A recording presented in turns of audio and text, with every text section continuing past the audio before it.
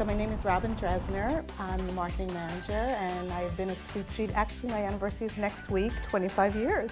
So for many years, we did a lot of print advertising. We are business to business. We're a manufacturer, as you know, and we used to do print advertising to our trade journals. But now, in the last number of years, we only do digital advertising.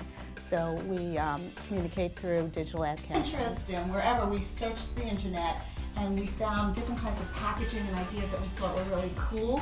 So we put them up on the window to inspire, on the walls to inspire us all.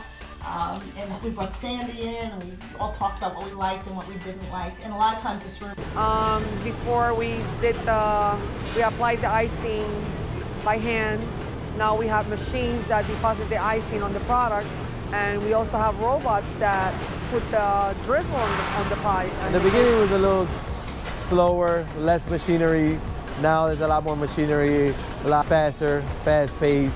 We went from doing a couple hundred cakes to doing thousands of cakes on a daily basis. I was looking for business opportunities. I was trying to figure out what do I want to do with the next days of my life. And I said, I'm going to make cookies.